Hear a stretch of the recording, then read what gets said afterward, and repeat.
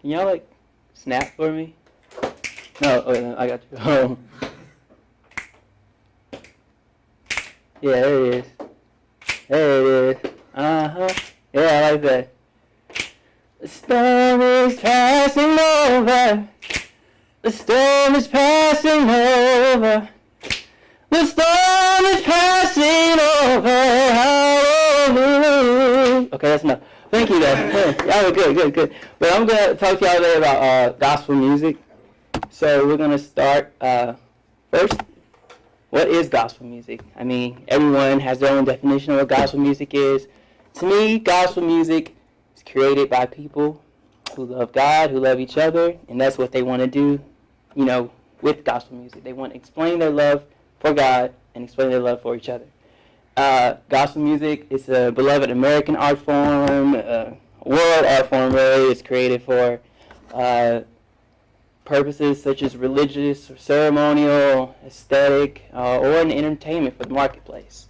There are several forms of gospel music, but I'm going to talk to you mostly about black gospel music just because it's what I grew up with. And some of the instruments that are used with it are the piano, the organ, the bass guitar, the drums, and more increasingly the electric guitar, which I can't play, but I can play the piano, kind of. But in comparison to hymns, gospel song is expected to have refrains, and oftentimes it's repeated throughout the song. It's kind of like a call and response, and it's more of a syncopated rhythm kind of thing. And just as much as contemporary gospel music today kind of sounds like R&B, just like the early gospel music, like back then, sounded like blues. So let's go back. Background information about gospel music can be traced back as early as the 17th century. Back in Africa, when the slaves were traded to America, they had to adapt to their surroundings. And that's kind of where black gospel music comes from. They used it as codes to speak to each other. They would make up songs, make up hymns, so that the overseer wouldn't know what they were talking about. So they would kind of like sing to each other, like songs like Go Down Moses. They'd be singing back and forth, as a code between them. And, gospel music just kind of branched out from that.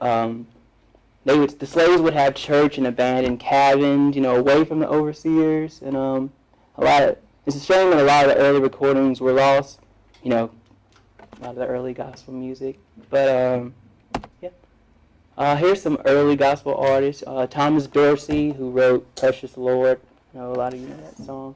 Mahalia Jackson is a very well-known gospel singer. She has sung a lot of songs like "Motherless Child." She sung a lot of Thomas Dorsey songs. She's made a lot of his songs famous.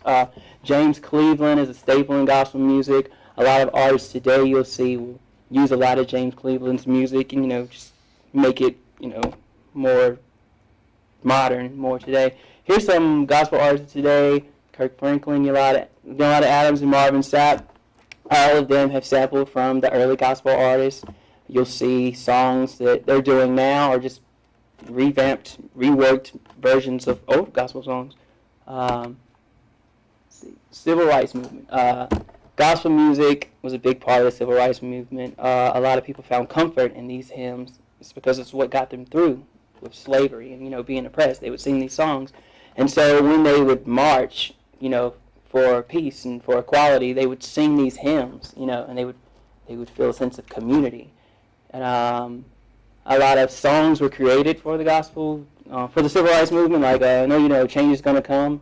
Sam Cooke wrote that. It's going during the struggle of the civil rights movement.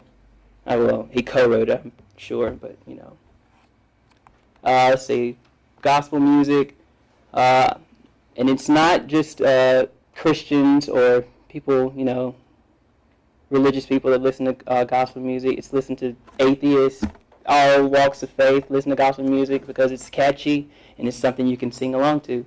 And a lot of music today that we listen to actually, it comes from gospel music. If you listen to like the basic chord structures of gospel music, you'll hear it in today's radio. You'll hear the sound. You'll hear where they get it from. I know you're like Sam Smith. If you heard his song "Stay With Me," well, the chorus of that is definitely and heavily influenced by gospel music. Gospel music is powerful. It grabs people. Well, here's a little clip. I don't know if y'all have seen The Color Purple. but it might not play. It just shows you. This is a scene where Suge Avery, she's a blues singer. She grew up in the church, but she kind of, dived away from the church and started singing blues and secular music. But you're going to see here how the power of gospel music and how it's just, it drawed her. It made her just stop doing what she was doing and, started singing gospel music. The church was actually right across the river, but she could hear them singing and she joins in. I'm going to kind of fast forward a little bit. The volume on here.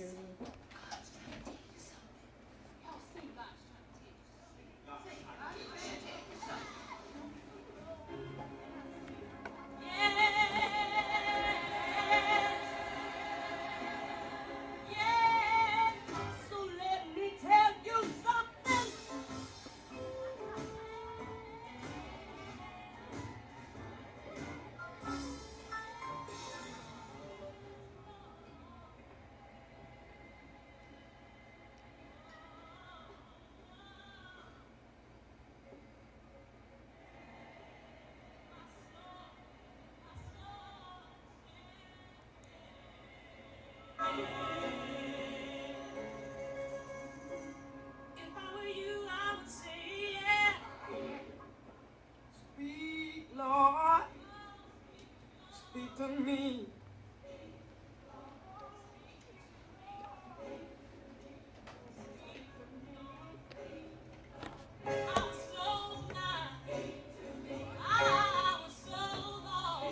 Well, I'd like to play more, but we've got more speeches to do, so I should probably stop right here. But you get the idea.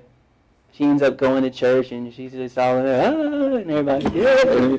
But it's a good movie. I would recommend it to everyone. But in closing, gospel music, it's been here for a while, and I'm pretty sure it's going to be here for an even longer while. That's it. Thank you.